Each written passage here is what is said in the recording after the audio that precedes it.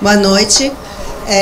Inicialmente, queremos agradecer a presença de vocês, a parceria do Laboratório Jaime Cerqueira, que nós sempre contamos com eles para sessões e uma participação bastante importante.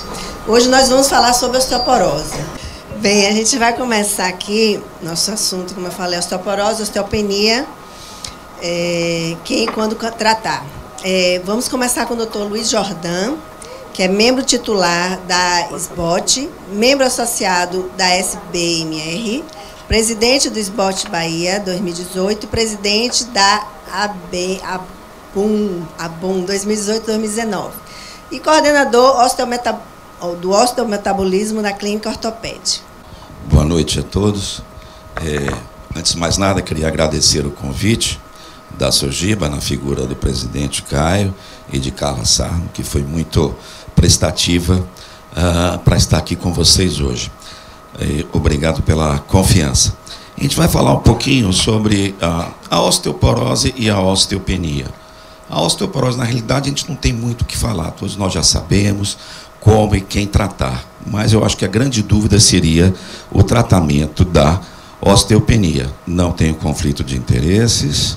E nós podemos definir, então, que a osteoporose é uma doença óssea sistêmica, caracterizada pelo comprometimento da resistência óssea. Gente, não fala em força óssea, não. O osso não tem força, é resistência, tá?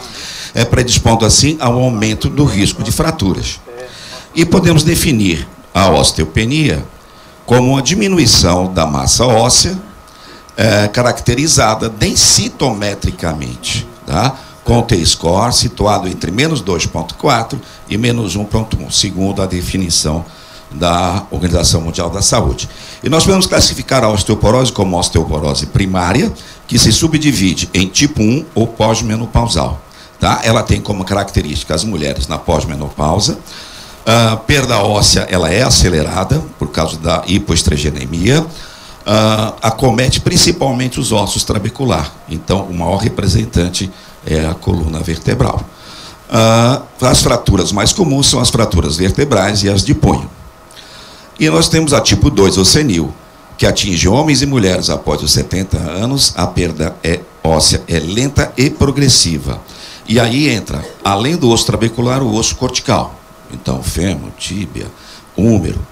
E as fraturas mais comuns continuam sendo as fraturas vertebrais, e aí sim entra a fratura de quadril, que essa é a fratura assim, que mais morbidade apresenta, né? Um paciente com a fratura de quadril, mesmo bem tratado, no primeiro ano da fratura, 20% vem a óbito. E 28% já no Canadá, recentemente, agora em 2014, foi um trabalho de óbito no primeiro ano, mesmo bem tratada. E nós temos as osteoporoses secundárias, que nós temos então as causas endócrinas, nutricionais, uso de medicamentos como a corticoterapia, como inibidores da aromatase, as colagenoses, principalmente a artrite reumatoide, é o maior representante delas, e as neoplasias. Inclusive, nós temos que estar muito atento, um paciente com fraturas múltiplas de coluna, um paciente que tem muita dor em coluna, a densitometria vai dar osteoporose ou uma osteopenia avançada, mas nós temos que pensar muito no mieloma múltiplo. Ok? Então, atenção, o objetivo da osteoporose não é tratar a osteoporose, é evitar a fratura. Esse é o desfecho da osteoporose. Dito isso, então nós sabemos que 1/3 das mulheres e 1/5 dos homens acima dos 50 terão uma fratura osteoporótica. A cada 3 segundos ocorre uma nova fratura no mundo. E a cada 3 minutos e 26 segundos, uma fratura de quadril. Então, Ferracini, haja cirurgião de quadril para dar conta disso, tá? Porque isso está aumentando muito, vai chegar para 2,8 no ano de 2050. Então, quem tratar? Obviamente, nós vamos tratar pessoas com risco de fratura. Quem já teve uma fratura por fragilidade, que nós chamamos, então, de prevenção secundária. E quem poderá vir a ter a primeira fratura, uma fratura por fragilidade, que seria a prevenção primária, que é a que a maior parte de vocês fazem. E para isso, então, nós, além de uma boa anamnese, com tudo que nós aprendemos desde a faculdade, nós temos os exames complementares. Então, hemograma, cálcio, fósforo. Bom, dentre esses exames todos, muitos aí servem para diagnóstico diferencial, já que muitas das osteoporoses têm também uma causa secundária, não é só pós-menopausal. E dentre esses, eu acho que o principal, cálcio, fósforo, PTH, vitamina D e o clínico de creatinina, esse principalmente para a terapêutica que nós vamos adotar adiante. A densitometria óssea, que é o padrão ouro, não é um exame 100% fidedigno, porque ele só mede a parte mineral, ele não mede a qualidade óssea, mas é o que nós temos. E as radiografias da coluna dorsal e lombar, por que isso? Porque existe uma entidade chamada fraturas subclínicas. Então, muitos pacientes vêm com dor na coluna, é uma lombalgia, uma dorsalgia, passa direto anti-inflamatórios, fisioterapia. E lá adiante, quando você vai ver, ele já teve uma fratura osteoporótica e não foi diagnosticado. Então, é muito importante que a gente faça as radiografias da coluna, tá? Então, como a gente pode ver aqui nesse exemplo, essa paciente, ela já chegou ao consultório com uma queixa de dor dorsal, foi diagnosticada uma fratura de T8 recente, mas eis que, olha lá, já com esclerose, 2 fraturas que ela teve anteriormente não tinha sido diagnosticado. Aqui é o mesmo caso, nós temos uma fratura também antiga de T12. Daí a importância. Então, a densitometria, o padrão ouro, é um exame quantitativo, ele não é qualitativo, ele não dá qualidade óssea, tá certo? Mas é importante preditor de fraturas osteoporóticas, principalmente nas mulheres pós-menopausadas, sem que tenha ocorrido uma fratura prévia. A densitometria, ela mede o conteúdo mineral ósseo, estabelece a densidade mineral, estima o risco de fratura na medida em que a DMO, a densidade mineral, diminui. Isso é um risco relativo. Faz o diagnóstico precoce da osteoporose, né, antes da ocorrência de uma fratura, tem precisão suficiente para monitorar e para fazer a evolução e eficácia da terapia instituída. É de baixíssima radiação. Nós vamos pegar muito mais radiação indo daqui para São Paulo de avião do que fazendo esse exame, tá? A densitometria tem indicações clássicas: mulheres a partir dos 65 anos, mulheres menopausadas abaixo de 65 com fatores de risco para fratura, ou seja, baixo peso, fratura prévia ou em uso de medicações de alto risco. Mulheres na transição menopausal com fatores de risco, os homens a partir de 70. Homens abaixo de 70 com fatores de risco. Adultos com fratura, que já tenha tido uma fratura de baixo impacto, condições de doenças associadas à baixa massa óssea, como por exemplo artrite reumatoide, adultos com uso de medicações indutoras da perda de massa óssea, como já falamos, o corticoide, o inibidor da aromatase, e qualquer indivíduo candidato a tratamento, monitorização do tratamento. Essas são as indicações, tá? Evidentemente que essa indicação é pela OMS, mas como todos aqui, até mesmo eu indico também, eu acho que uma paciente que entrou na menopausa, essa paciente merece uma primeira densitometria. E daí, a depender do resultado, a gente pode monitorar a cada 2 anos ou a cada ano, a depender da paciente. Então, aqui nós temos os sítios de medida, a coluna lombar de L1 a L4, se analisa 4 vértebras, mas pode se analisar 2 ou 3 delas, nunca se analisa uma vértebra só. Um fator muito importante é, quando você for analisar o exame, se houver uma vértebra dessas aí, que tem uma diferença maior do que 1 entre as suas densidades minerais, essa vértebra deve ser desprezada. Outro sítio é o fêmur, pelo colo do fêmur e o fêmur total. O rádio 33, ele só deve ser usado na impossibilidade de qualquer um dos 2 sítios anteriores, ou no caso do hiperparatiroidismo. Aí sim nós utilizamos, porque o hiperparatiroidismo dá uma osteoporose mais a nível de osso cortical. E os pacientes muito obesos que a mesa não aguenta, tá? Então a gente parte para isso. O corpo total nós usamos para crianças e adolescentes e para fazer a composição corporal. Nós sabemos o tanto de massa magra que essa paciente tem. Então, hoje, com a sarcopenia que está em voga, é um grande exame aliado, já está uma nova indicação aí, tá certo? Gostaria de chamar também a atenção que o único sítio que serve para controle e acompanhamento do tratamento é o fêmur, ok? Bom, então aqui todo mundo já sabe o critério da densitometria, normal até mais do que menos TP, a osteopenia entre -1 e -2,4 de densidade, a osteoporose abaixo de -2,5. Bom, dito isto, então nós podemos com certeza afirmar que mulheres na pós-menopausa com osteoporose densitométrica têm que ser tratadas. Isso aí eu acho que ninguém tem dúvida sobre isso.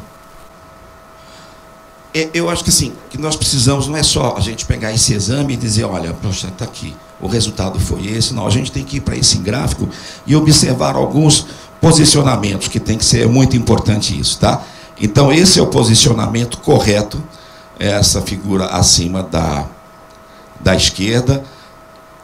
Ele tem que estar perpendicular ao exame, tem que ter uma rotação interna, não pode aparecer aqui o pequeno trocânter, e a distância dessa distância aqui e essa tem que ser mais ou menos equivalente. Essa é a aquisição correta.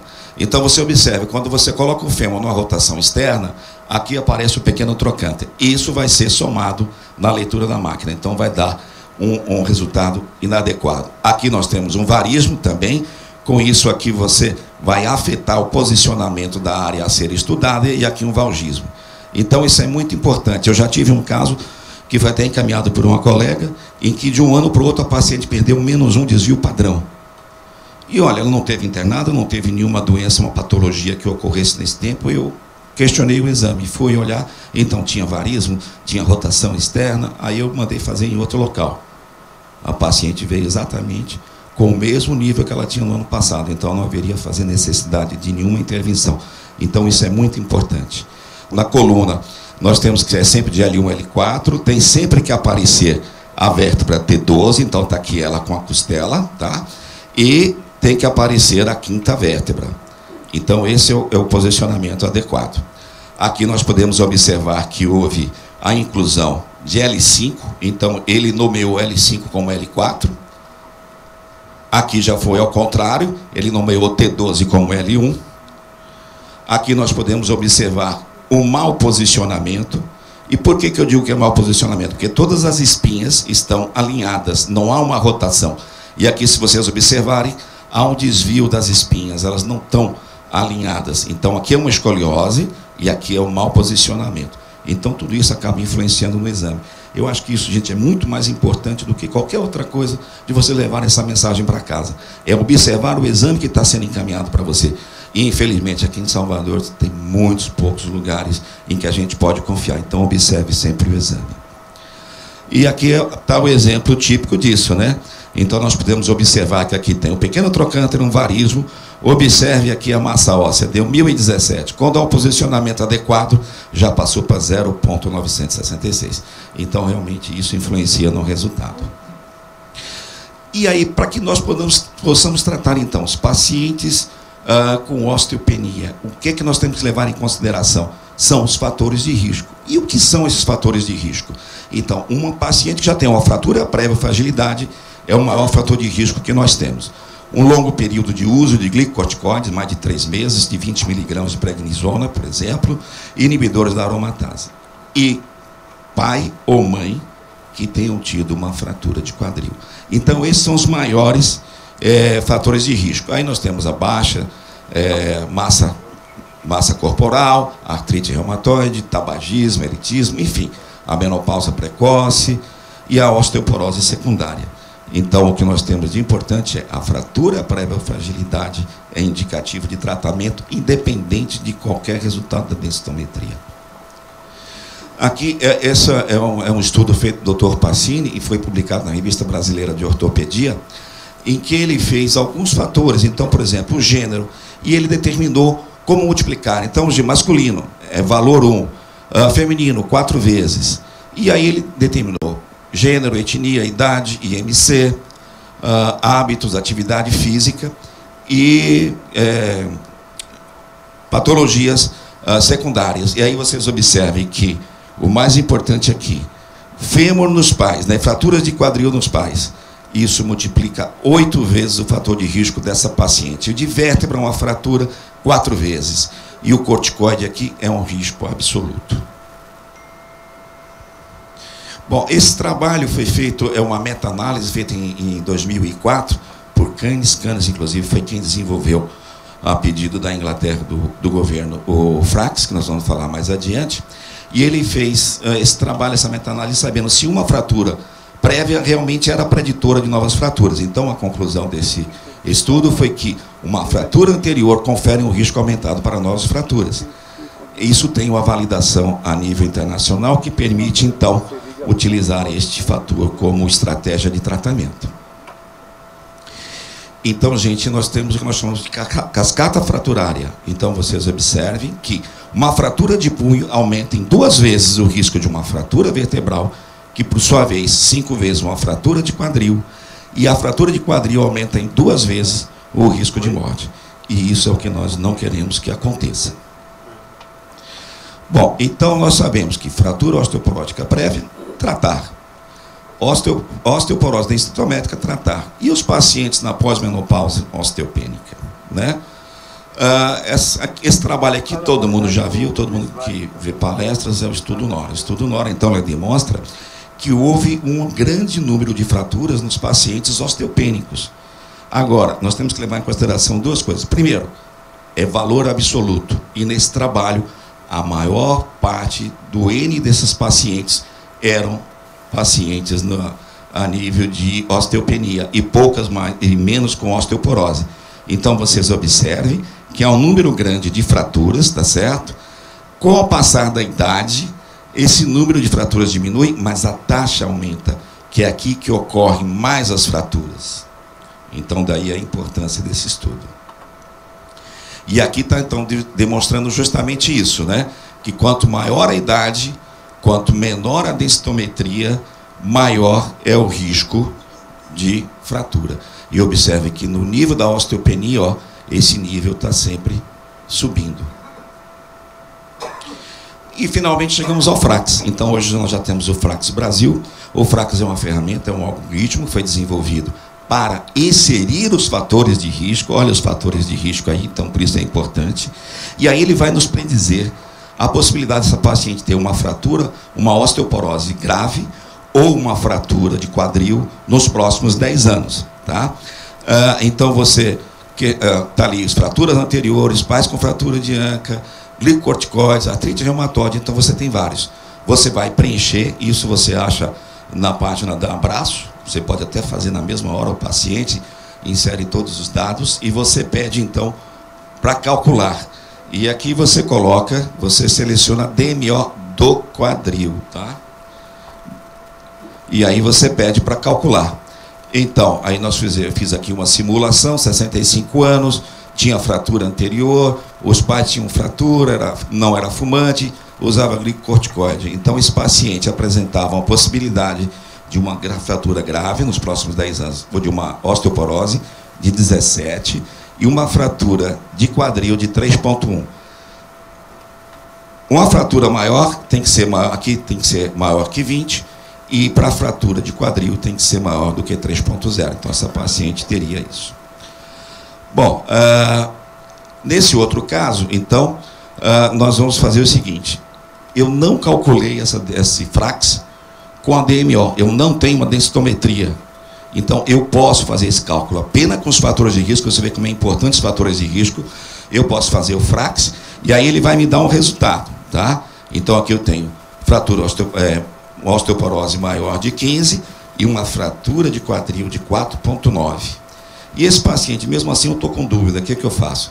Então, foi desenvolvido, foi uma tese até de Ben-Hur, em que você pega esses dados e você insere, então, nesse novo algoritmo de cálculo, tá? Então, a idade, aí você coloca a possibilidade das fraturas maiores, a possibilidade de fratura de quadril, o gênero e tal. E aí você manda calcular. Então, aí nós vamos ter um gráfico dizendo a possibilidade de fraturas maiores, desculpa ali, leia-se osteoporose, tá certo? Osteoporose maior, mais grave, e fraturas do quadril, tá?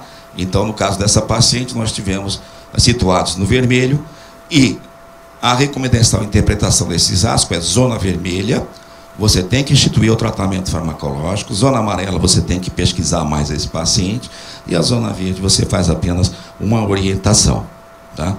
Então, a National Osteoporosis Foundation, ela fez um guideline utilizando o FRAX. Então, pacientes com fratura ou fragilidade, independente de DMO, vertebral ou femoral, tem que ser tratado. A densitometria com T-score menor que 2,5, fêmur ou coluna, tem que ser tratado.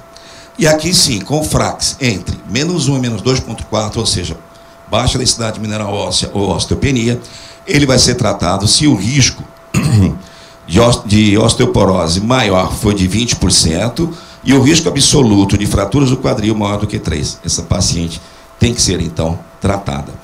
Da mesma forma, esse é um trabalho apresentado por Egon Simon e por Eastman, em que eles fizeram uma meta-análise e chegaram a uma conclusão do seguinte: se as drogas fossem 100% eficazes, 100% seguras e sem custo, e os pacientes fossem 100% complacentes, a resposta seria tratar todos e precocemente.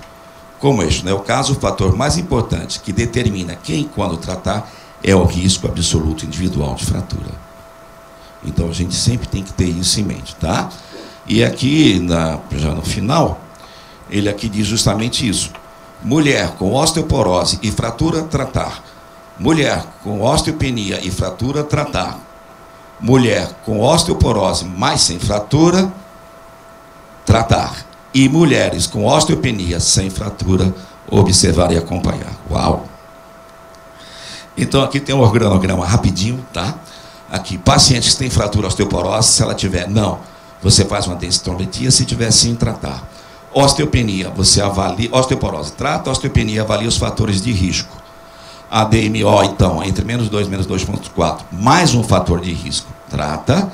A DMO entre 1,0 e 1,9, com 2 fatores de risco, trata. Sem fatores de risco, não tratar, tá? Então, esse é um gramazinho rapidinho que você pode fazer uma pesca. Os tratamentos são através de medicações antirreabsortivas, os moduladores seletivos, o anabólico único ainda que nós temos é o Forteo, o teriparatida, mas está vindo aí o Rozumab, que ele vai ter as duas funções, anabólica e antirreabsortiva, deve ser lançado agora em 2020. E aí, falando rapidamente, o bisfosfonatos, a gente tem antirreabsortivo, é considerado denosumab, é o primeiro biológico. A grande característica dele é a cada 6 meses, subcutâneo, tá? E ele não tem nenhum problema com insuficiência renal. Você pode utilizar essa medicação.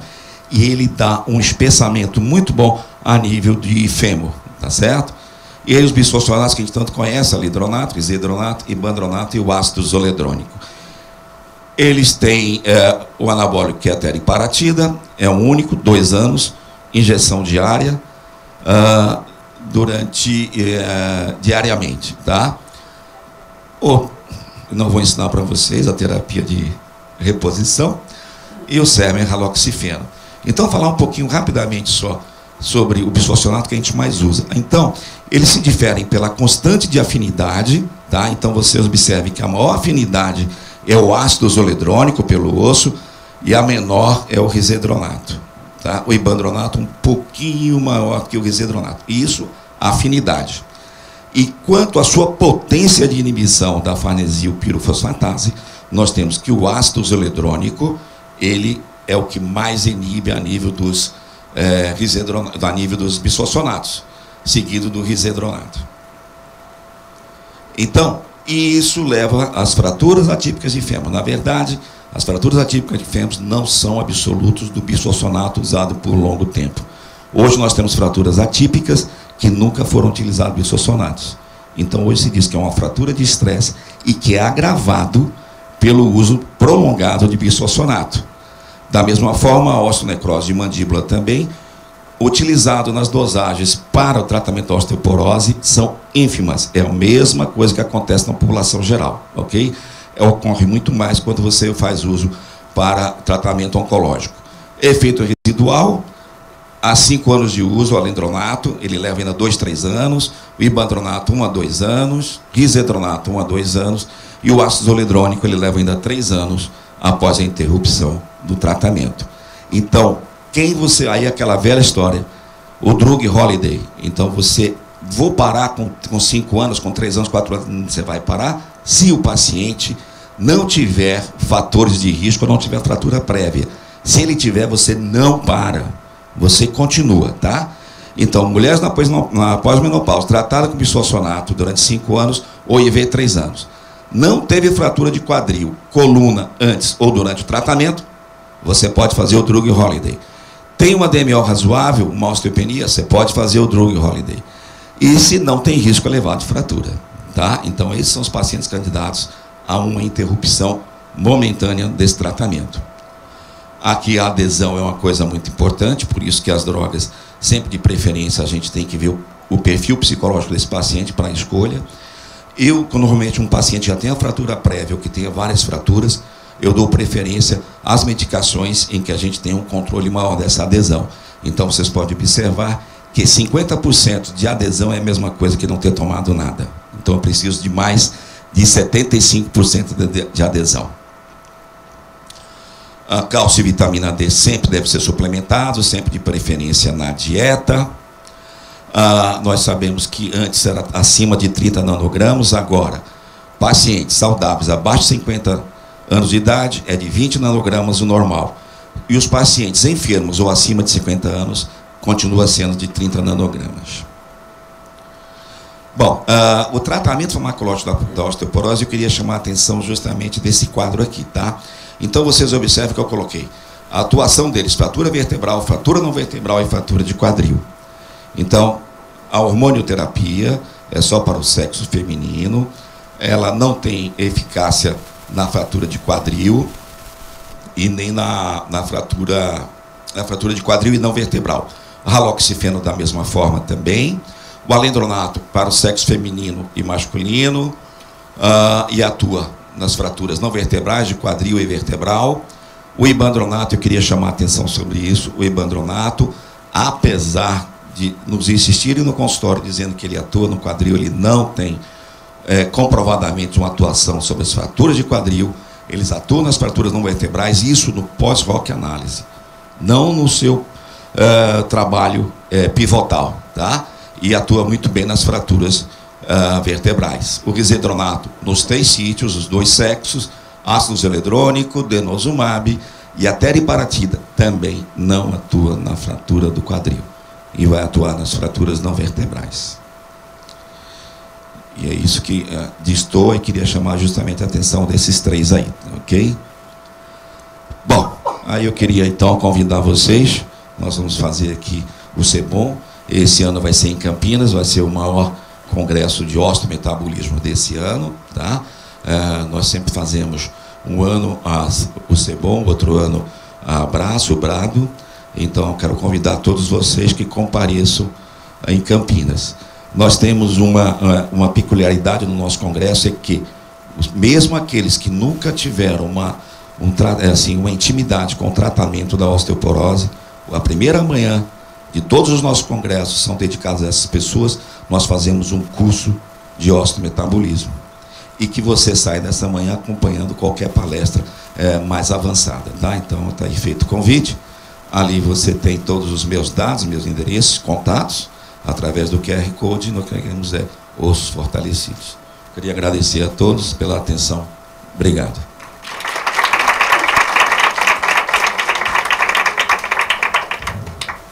Bom, gente, vou agora chamar a fisioterapeuta Maristela Boni Fernandes. Ela é fisioterapeuta atuante na área de ortopedia da Confio e coordenadora de estágio. Formação em RPG pela Sochá. Formação em Pilates, pós-graduada em fisioterapia uroginecológica e proctológica, especialista em saúde da mulher. Bom, gente, eu quero agradecer o convite da Sojiba, por estar aqui, estou muito feliz por estar dando essa aula e, inclusive, porque o público é de ginecologista, já que eu também atuo na área de fisioterapia pélvica.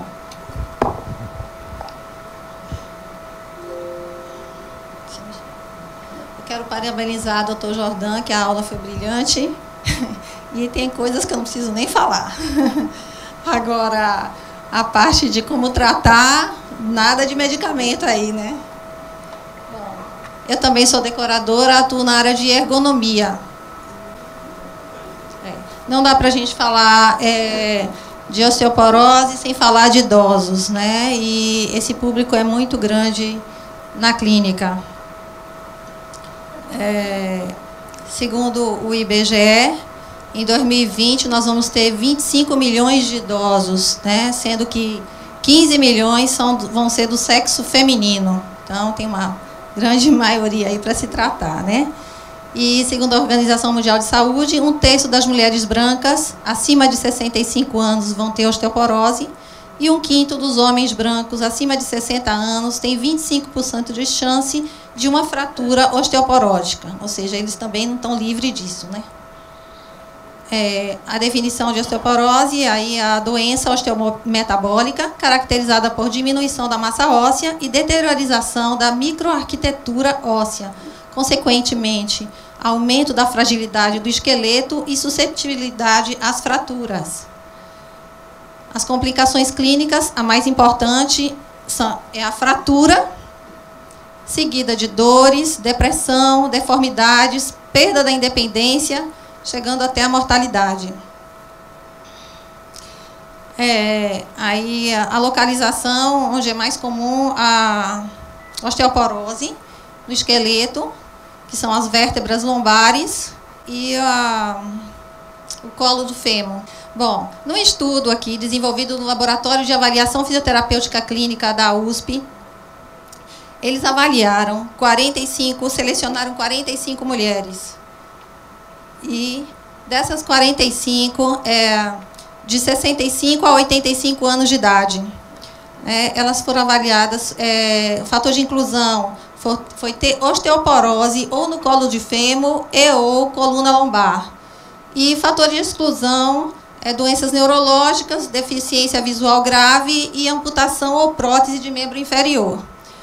Então, durante 12 meses, elas foram avaliadas segundo a coordenação, equilíbrio e força muscular, e correção postural também.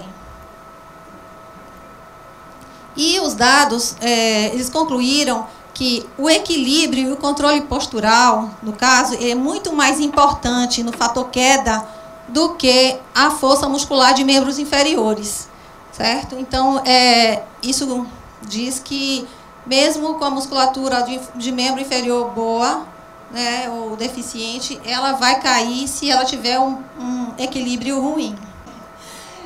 E outro estudo aqui de base populacional teve como objetivo avaliar a associação entre prática de atividade física na adolescência e a osteoporose na vida adulta, certo? Então, 1.016 indivíduos com 50 anos ou mais foram selecionados e aplicaram o questionário de atividade física, sendo que foram considerados como ativos quem realizou, por pelo menos 6 meses consecutivos, de 10 a 19 anos de idade, uma atividade física qualquer, ininterruptamente. E a conclusão foi que a probabilidade de apresentar osteoporose na vida adulta foi de 67% a menos, né, menor em indivíduos ativos que os inativos na adolescência. Então, estudos mostram que esportes como voleibol, quando praticados de modo competitivo a partir da 2ª década de vida e quando mantida a prática após a menopausa, exerce efeito bastante positivo na densidade mineral óssea durante a velhice. Ou seja, comprovando que a atividade física é sempre favorável. Bom, agora chegando na fisioterapia. O objetivo principal da fisioterapia é a prevenção por quedas. Segundo o Ministério da Saúde, em 2014, a portaria 244 do Ministério da Saúde, ele diz que mais de 90% das fraturas de quadril são decorrentes de queda, certo? 30% dos idosos caem pelo menos uma vez por ano. E dessas quedas, 5% delas ocorre fratura, certo? Então, o índice é bastante grande, né, de fraturas por queda. E que o idoso que cai pelo menos 2 ou mais vezes em 6 meses é considerado idoso caidor. Tá? Isso é taxado pelo Ministério. Bom, então, de acordo com levando em consideração que a osteoporose afeta o equilíbrio, né, a postura, a força muscular, né, favorecendo a queda. Os benefícios da fisioterapia são de promover a manutenção óssea, preservar a força muscular, aliviar as dores, manter a flexibilidade, melhorar o equilíbrio e a marcha, melhorar a postura e, assim, melhorar a qualidade de vida também. Bom, um programa de exercícios é realizado de acordo com a avaliação do paciente, certo? De acordo com a perda de massa óssea, através da densitometria, capacidade individual de cada indivíduo em relação à idade, se ele é atleta, sexo, sedentário, se teve algumas fraturas recentemente ou não. E a existência de outras patologias associadas, tá? As condutas fisioterapêuticas incluem o alongamento, que é para a melhora da flexibilidade muscular, exercícios funcionais e de propriocepção para a melhora do equilíbrio e coordenação, como a gente viu que é muito importante no idoso, porque ele tropeça por qualquer coisa. Exercícios de resistência, que esses são assim, extremamente importantes, que são exercícios resistidos ou exercícios que você se opõe a uma carga. Então, são exercícios de musculação, exercícios de força. Eles ajudam tanto na melhora da força muscular, como na atividade de aumentar a massa óssea. Manter a massa óssea, no caso, né? Exercícios para fortalecimento do assoalho pélvico, evitando incontinência urinária e fecal, né? Então, são exercícios perineais que a gente adapta juntamente com exercícios de fortalecimento, né? Dando o comando para que esse indivíduo contraia a musculatura perineal no momento certo. E reeducação postural, para melhora do controle postural. Bom, aí é uma paciente nossa praticando pilates no nosso estúdio, tá? Essa paciente, ela é muito interessante, ela tem 65 anos, tem história de lúpus há 11 anos, ela não, portanto, ela evita tomar sol, né? Usa o medicamento de lúpus e ela me referiu que teve osteopenia há 2 anos, mas tratou e não tem sintoma nenhum de dores, né? Não teve fraturas recentes, nada. Ela faz o pilates 2 vezes por semana, há 6 meses já na clínica, e tem uma ótima flexibilidade, coordenação e força muscular. Então, aqui nesse exercício, ela está fazendo o barrel, que a gente chama, né, um exercício de cavalo, que ela está fazendo o alongamento junto com a correção postural e contração de períneos e adutores, isometria. Tá? Aqui ela está alongando isquiotibiais, na postura bem correta. Aqui ela está realizando o equilíbrio, né, na prancha de propriocepção. Nesse exercício aqui, ela precisa botar bem força, que ela está fazendo perfeito. Então, ela pedala, ela empurra o pedal, a resistência para baixo e impulsiona o corpo para cima. Então, esse exercício é um exercício resistido, a postura dela também está ideal. Nesse outro, ela trabalha tanto o alongamento como a força, quando ela puxa as molas com a perna. E aqui é o exercício de abdômen, o infraabdominal, ou seja, ela trabalha os abdômenes inferiores, contraindo quando ela traz a bola, certo? Pacientes de osteoporose, principalmente, a gente tem que evitar a flexão muito grande do tronco. Então, evitar os exercícios de abdômen superior, tá? Intensificar os inferiores. E aqui é um exercício de paravertebrais dorsais, né, onde ela está fazendo a isometria antigravitacional, certo? Em cadeia aberta. Também a postura super correta. Eu não poderia deixar de falar da fisioterapia pélvica, já que é minha área também de atuação. A fisioterapia... desculpa, gente. A fisioterapia pélvica, ela trata e previne disfunções do assoalho pélvico, melhorando a qualidade de vida do indivíduo, né? Porque se ele tiver uma incontinência urinária, ele vai levantar muitas vezes à noite, e aí pode ter uma queda, uma fratura. Então, ela trata incontinência urinária, trata e previne, tanto de esforço como bexiga hiperativa, incontinência anal ou fecal, constipação, dor pélvica, disfunções sexuais e trabalha também com gestantes, no pré-parto, parto e pós-parto. Aqui são os recursos que nós utilizamos na fisioterapia pélvica, com exercícios perineais adequados, eletroestimulação para reforço da musculatura perineal, utilizando-se eletrodos intracavitários ou de superfície, tanto vaginal como anal, para reforçar a musculatura do assoalho. O biofeedback, que é esse equipamento aqui, que é um método audiovisual, onde o paciente vê o músculo dele trabalhando, né, com efeitos sonoros também, e também serve de diagnóstico.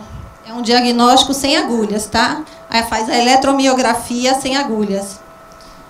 Terapia manual e a terapia comportamental, que é muito importante no idoso. É o dever de casa que a gente chama. Então, são os exercícios domiciliares, né? Orientação no posicionamento dele no vaso, tanto para micção como para defecar. Isso é muito importante para ajudar. Tem muitos idosos constipados. E também orientação no caso de uma bexiga hiperativa, né? Evitar ingestão de substâncias ácidas, ingestão também de líquidos, porque muitas vezes quando eles perdem muita urina, eles acham que é porque eles bebem muita água. Então eles diminuem o líquido e acabam se desidratando. Bom, chegando agora na parte gostosa, que é a da habitação.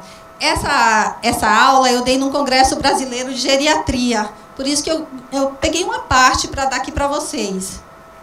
Bom, sobre habitação segura, gente.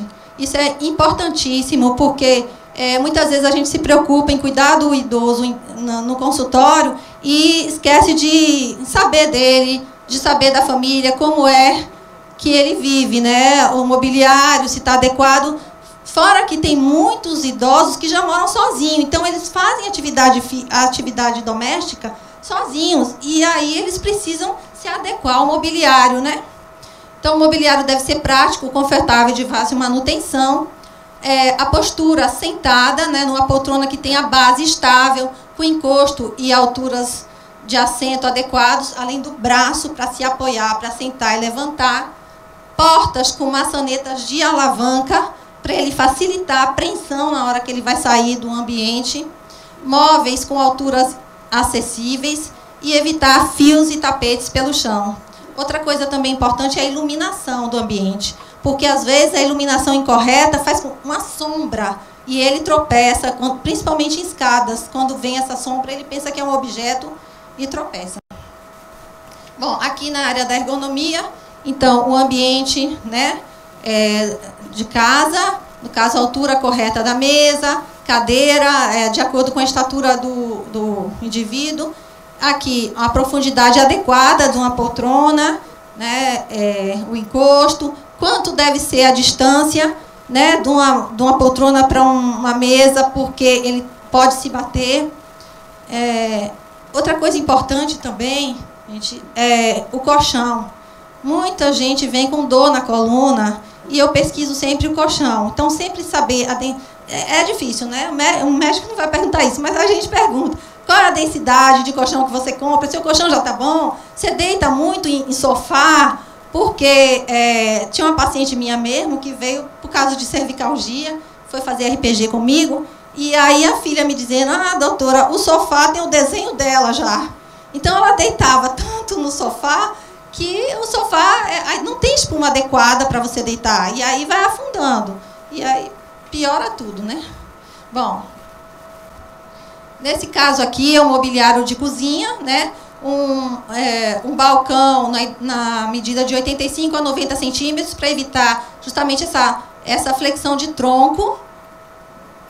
O armário superior na altura de 1,5 m, com profundidade no máximo de 30, para que a pessoa não bata a cabeça e também uma altura que ele consiga manusear sem nenhum artifício de banco, de escada, para pegar um objeto.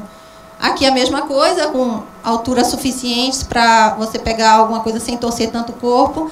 E um armário de quarto, com cabideiros e alturas adequadas, evitando assim um esforço maior. Bom, no caso dos banheiros, principalmente pisos antiderrapantes, barras de apoio, tanto para vasos sanitários como para box do chuveiro, boxes com cadeiras especiais para ele sentar, para tomar banho, vasos sanitários com altura adequada. Bom, aí no caso um modelo de barra de apoio, de cadeira sanitária. Aqui, a altura ideal de uma barra de apoio, né, que são 75 centímetros do chão, no caso do vaso. Pode ter barra tanto atrás como na lateral. Aqui é um tampo de vaso para que aumente a altura do vaso, porque o idoso ele tem dificuldade em sentar num lugar muito baixo, principalmente os que fazem artroplastia de quadril. A gente deve evitar que ele sente em lugar muito baixo. Uma pia sem a coluna central, no caso de deficientes, uso de cadeira de rodas. E aqui uma casa democrática, tá? Então seria uma casa ideal, tanto da criança ao idoso, que é uma casa térrea ao invés de sobrado, rampas no lugar de escadas, móveis e equipamentos flexíveis, pisos antiderrapantes e com sinalização dos desníveis, janelas maiores e com peitoris mais baixos, portas mais largas e com maçanetas de alavancas, tomadas mais altas e interruptores mais baixos, esteticamente agradável, da criança ao adulto e financeiramente possível. Aí um modelo, né, de uma cozinha com piso antiderrapante, né, o balcão um pouco mais alto e as cores definindo os ambientes. Aqui uma sala de jantar com cadeiras de braço, né, poucos móveis, evitar que o indivíduo tropece em obstáculos. Aqui uma cama, um nível um pouco mais alta, né, para que o idoso tenha facilidade tanto de sentar como levantar e também para facilitar o cuidador, se tiver. E aqui é nosso estúdio de pilates, que favorece o tratamento aí, não só do idoso, mas do adulto de uma forma geral. Com esses equipamentos, você consegue trabalhar tanto a força muscular, né, o equilíbrio e a coordenação, tudo que você precisa numa atividade normal e contínua de um paciente, ou de um idoso, ou de um adulto, ou de um jovem. Obrigada, gente. É isso.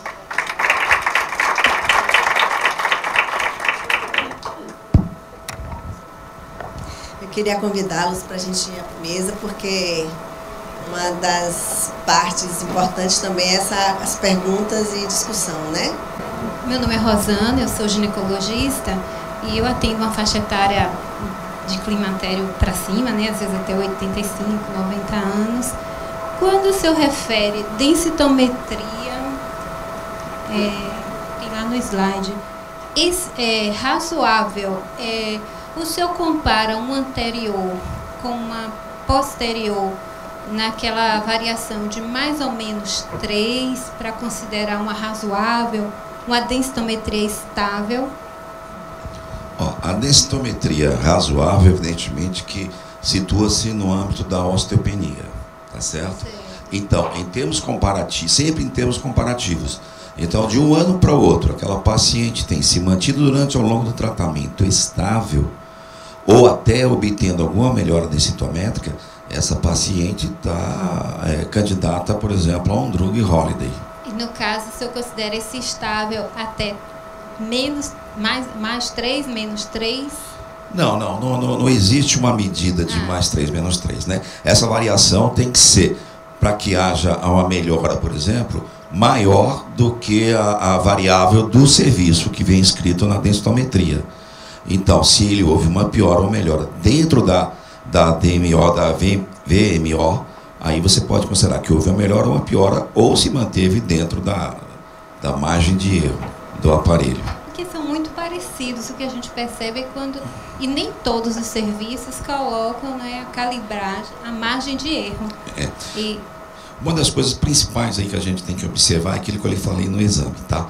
Primeiro a gente tem que observar se a aquisição da imagem, se a técnica está corretamente feita. O ideal para se tornar mais fidedigno essa comparação tem que ser realizada no mesmo serviço. Então esses são os 2 pontos principais. E quando ela se torna estável numa paciente que não tem fatores de risco, ela já usa o antiabsortivo 1 ano, por exemplo. Ela mantém exercícios, atividades adequadas. O senhor suspende essa medicação 1 ano para observar como é que vai ficar no ano seguinte? Veja bem, primeiro, se você se propôs a tratar a paciente, não existe tratamento de osteoporose ou osteopenia de 1 ano. Tá? Porque você está fazendo uma projeção que você vai tratar aquela paciente por muitos anos e não por 1. Por exemplo, o alendronato, ele só vai começar a ter um efeito adequado a partir de 1 ano. Se você der um alendronato com 1 ano e você para, você não fez o tratamento, né? Já o risedronato, com 6 meses, você já tem uma queda do CTX, então ele já está atuando. O denosumab com 30 dias. Então isso é muito relativo à droga que você está utilizando. Mas o tratamento por 1 ano, não, isso realmente não tem como se fazer. Você tem que fazer no mínimo por 3 anos, a depender do tipo da droga que você está utilizando. E como é que o senhor compara 2 valores de CTX? O que é que o senhor considera de significado, né, importante entre um CTX e outro? Você tem que ter pelo menos uma queda de mais de 50% do CTX de 1 ano para o outro. Essa é a diferença. Obrigada.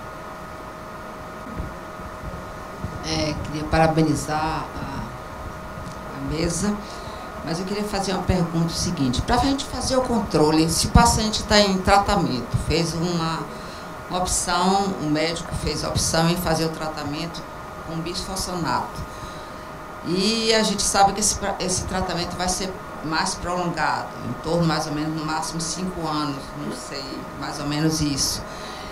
De quanto tempo a gente poderia, o controle da densitometria, habitualmente, o controle dessa densitometria para a gente ver se houve um ganho de massa óssea dessa paciente, quanto tempo de o controle? E depois, se ela tivesse estabilizado, ou se tiver estável, ou se tiver tido um ganho, depois disso, o tempo da densitometria. Olha, a densitometria, quando você inicia o tratamento, a primeira densitometria de controle deve ser feita com 1 ano. Tá? Porque aí você vai observar a atuação da droga. Então, primeiro, quando você inicia o tratamento ou quando você muda a droga, você tem que fazer em 1 ano. Você pode fazer a densitometria em 6 meses se você está tendo um paciente que ele tem uso prolongado ou crônico de corticoide. Aí você faz até com 6 meses esse controle. Após isso, você faz de 2 em 2 anos. Tá? Eu, normalmente, o que acontece? Eu prefiro fazer anualmente. Não é que eu vá achar uma diferença muito grande na densitometria de 1 ano. Mas esse paciente vindo em 1 ano, eu estou tendo o controle de adesão dele, eu estou dando para ele um feedback da minha preocupação, dos meus cuidados com ele.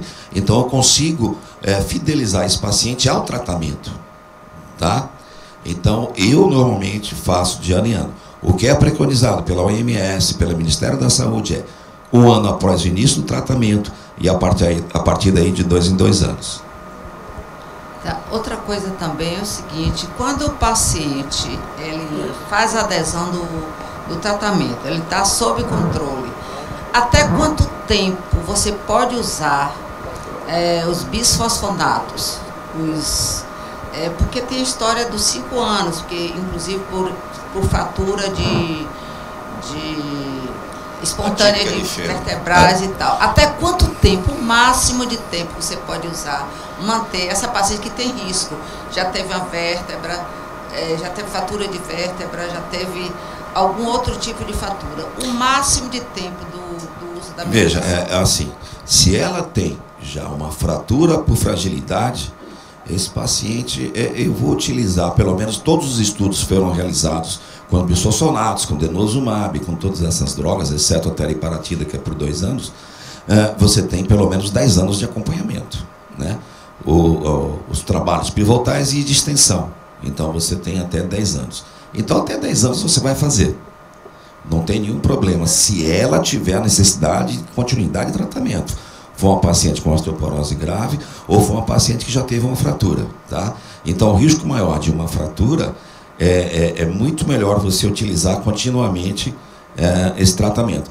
Porque conforme eu lhe mostrei, a fratura típica de fêmur, o bisfosfonato, ele não é o causador, ele aumenta, tá? Então ela ocorre de 50 para 100 mil indivíduos. Se você tem um uso prolongado de bisfosfonato, você vai fazer de 100 casos para 100 mil indivíduos. Então você dobra isso com o uso prolongado. No entanto, para cada 1.000 pacientes que você trata, você consegue evitar 90 fraturas. Então, ou seja, é muito melhor, o benefício é muito maior quando você usa a medicação do que quando você interrompe. E o prazo para interromper depende da medicação, conforme você viu ali, por exemplo, o ácido zoledrônico eu só faço 3 anos. E é bem interessante isso, eu falo com meus pacientes, olha, o ácido zoledrônico você faz uma vez por ano, você faz 3 anos e descansa 3. Por quê? Porque ele tem resíduo no osso, a afinidade dele pela hidroxiapatita, ele fica 3 anos ainda atuando no osso. Então eu brinco, você paga 3 e leva 6.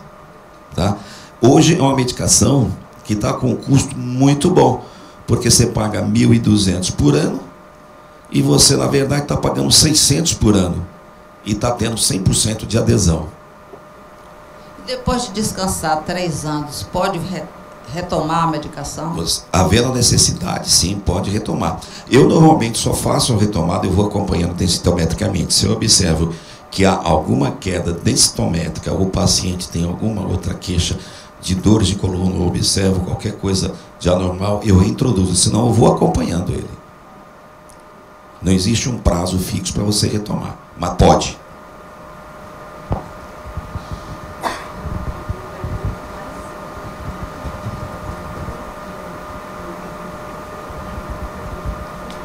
Boa noite. Primeiro, parabenizar a mesa, agradecer pela presença aqui na Sojiba. E a ouvinte pelo YouTube, Cristina FT 2005, ela fez uma pergunta aqui para a mesa. Então, ela perguntou: na osteopenia leve, sem fator de risco, em paciente idosa, tem benefício o uso do cálcio e vitamina D? Não vi o nome, mas... Cristina, é assim. Guanambi. A Organização Mundial da Saúde, né, como todas as entidades, a Fundação Internacional de Osteoporose, a Abraço aqui no Brasil, a ABON, da qual eu sou presidente estou presidente atualmente, então nós adotamos que após a menopausa o paciente tem que fazer uma suplementação de cálcio e de vitamina D, tá? Então cálcio de preferência sempre através da suplementação alimentar, né? E a vitamina D, se você tem tempo e disponibilidade, pelo menos 15 minutos diários de sol, entre as 10 e as 16 horas. E você não precisa estar o corpo todo exposto, basta você... Hoje você pode fazer o braço direito, amanhã o braço esquerdo, a coxa direita, a coxa esquerda, então 15 minutos. Você mantém o nível de vitamina D4 e não aumenta a incidência de câncer, exceto se você já tem um passado disso. Aí não deve fazer. Então a suplementação vitamina D deve ser de 1.000 unidades diárias, tá? E a suplementação de cálcio em torno de, para mulheres, de 1.200, de 600 a 1.200 diária, e o homem até 1.500, de 1.200 a 1.500. Só tinha essa pergunta aqui.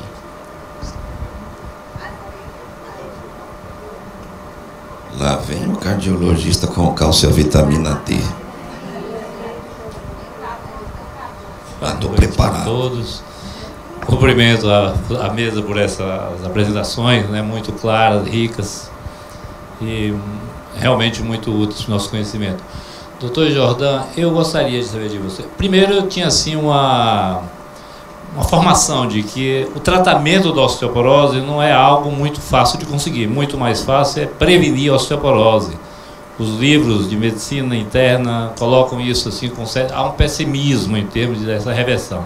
Mas essa é uma ideia mais antiga. A gente sabe que com os recursos novos, terapêuticos e uma vasta disponibilidade de opções, isso hoje é diferente. Mas eu queria saber assim, qual a diferença de consequência entre uma fratura osteoporótica e essa fratura atípica de fêmur? Ela tem a mesma gravidade, a fratura atípica?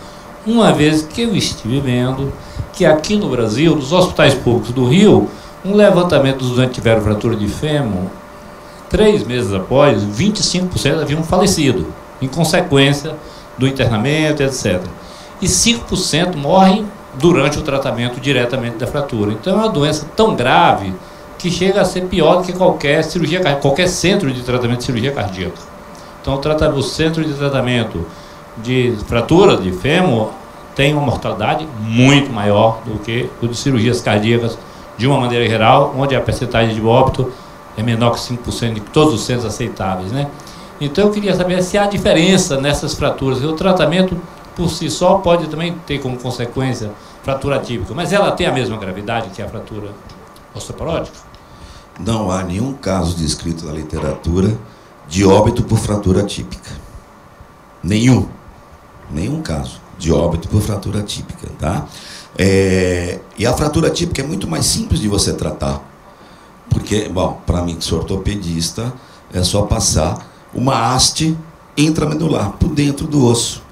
E você, numa cirurgia de 20 minutos, minimamente invasiva, você resolve o problema desse paciente.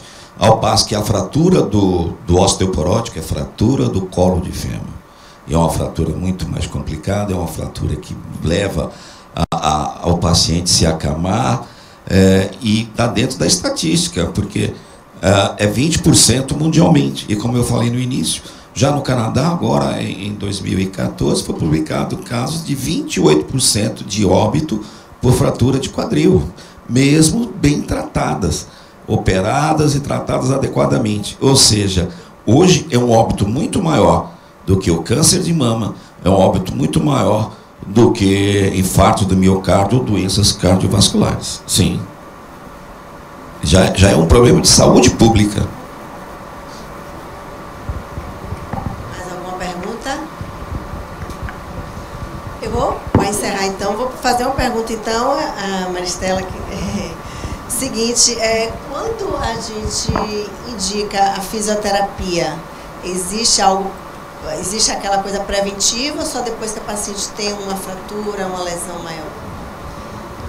É isso. A gente faz a avaliação do paciente, ele vem de acordo com a queixa dele, né? Então, se ele tiver com dor, a gente vai tratar a dor primeiro. Vai fazer um reforço moderado ou leve, de acordo com o que o indivíduo aguenta, né? Como eu disse na explanação, o exercício resistido é muito importante. Então, a gente tem que ir aos poucos com esse exercício. Começando com cargas leves, né? O peso, a gente, de acordo com a tolerância do paciente, modifica de 10 em 10 sessões. E aí a gente começa a trabalhar o equilíbrio também. Mas essa série pode aumentar de 1 a 3 séries de exercícios, aumentando a carga, aumentando o número de repetições. Agora, isso tudo mantém ele na ativa, melhora na atividade doméstica, a qualidade de vida dele. Só que ele tem que saber que ele tem que continuar para o resto da vida com os exercícios. Então, ele vai procurar depois que ele sair, porque ele não vai fazer fisioterapia a vida toda.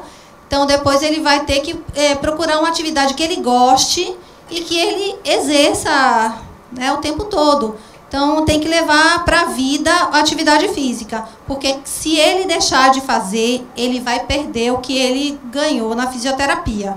Tá? Então, esse trabalho de orientação é muito importante para a prevenção, depois no tratamento e depois nas orientações no pós-tratamento.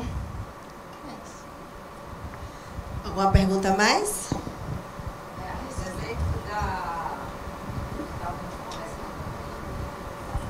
Sabe, a mídia reforça bastante isso sobre a importância da musculação, na prevenção, no fortalecimento muscular para o osso. O Pilates é maravilhoso, é muito bom, eu sou adepta ao Pilates, mas a questão da musculação e também, além disso, o exercício de impacto, que é a caminhada, que é o que estimula realmente os osteoblastos. Exatamente. Para ajudar na aquisição do osso. Então, agora eu vou fazer uma pergunta adjacente. A corrida também para o paciente seria uma boa indicação? Para o paciente que eu falo não é o paciente que já está operado, que a gente sabe, mas é para a flancia, da osteoporose. A corrida seria interessante? Olha, todo exercício, como eu disse, resistido, que entra a musculação, é super benéfico, né? Quanto mais resistência você bota, mais você vai ativar os osteoblastos, né? E a corrida é uma atividade de impacto, então ajuda muito mais do que a caminhada. Só que isso tudo leva em consideração aquilo que eu falei, né? A idade, né? Se ele é sedentário ou não, nas orientações que a gente pode dar. Se ele sempre foi um corredor, não tem problema ele correr, se ele não tiver dores, né? O risco de fratura também ele pode ser acompanhado com a densitometria, né? Mas que é muito mais ideal a corrida do que a caminhada, sim. A caminhada ela vai melhorar, ter uma vida mais saudável, né? Nas atividades da vida diária vai ser ótimo para ele. Mas isso que eu friso, tanto a hidroginástica como a natação, são atividades que vão melhorar a vida, né? Vai dar uma vida mais saudável para o indivíduo, mas não tem o estresse, né? Desse osso. Então, não vai ter tanto benefício para a osteoporose ou para a osteopenia como o exercício resistido de força, né? O Pilates, você tem como fazer esse exercício resistido também, é só você botar carga, tá? Como a musculação, basta você adequar a quadra que a pessoa aguente, tá? Como eu disse, essa paciente, ela tá ótima. Mas as outras atividades são benéficas para melhorar como um todo. As atividades resistidas são mais adequadas nesse sentido.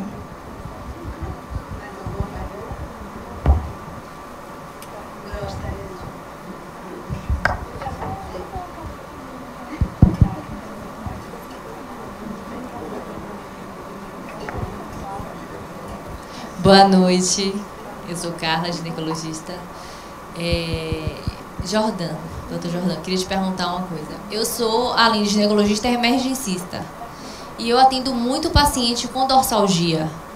E aí, a gente excluindo as causas cardíacas, a gente, de frequência, né, pede raio de tórax, IPA e perfil. Se vier uma fratura dessa, um exemplo, um paciente que ele não tem história de trauma, nem história prévia de fraturas, se ele vier com esse raio-x evidenciando essa fratura subclínica de coluna, por exemplo, dorsal, torácica, enfim, lombar, a gente faz o segmento com ele como? Encaminha para o ortopedista ou orienta a repouso, medicação? O que a gente faz com esse paciente? Que a queixa é dorsalgia e não tem nenhum outro dado, enfim, fora esse da fratura.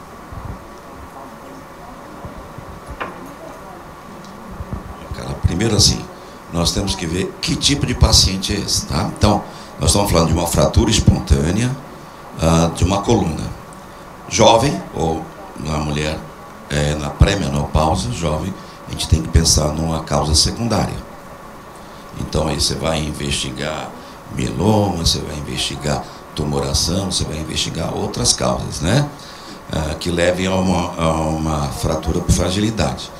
Se a paciente já é pós-menopausal, então você tem que pensar justamente numa fratura por fragilidade da osteoporose pós-menopausa. Esse paciente, muitas vezes, essas fraturas para agilidade, elas não são explosivas nem impactantes. Elas são de caráter de acunhamento, né?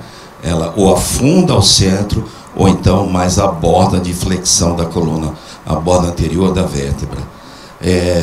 Dificilmente, são raríssimos os casos em que você tem um reflexo neurológico com essas fraturas por fragilidade vertebral. Então você pode medicá-lo fazer uma analgesia, tudo direitinho para ele, e encaminhar para o ortopedista para que aí faça o tratamento. Esse vai ser um paciente que provavelmente vai cair num colete que nós chamamos de GILT, um colete que impede a sua flexão, fazer a investigação dessa fratura e, inclusive, se for osteoporótica, entrar no tratamento da osteoporose. Na emergência, sendo este o caso, aí você pode agir dessa maneira, medicar e encaminhar, pedir que ele vá o mais rápido possível ao ortopedista.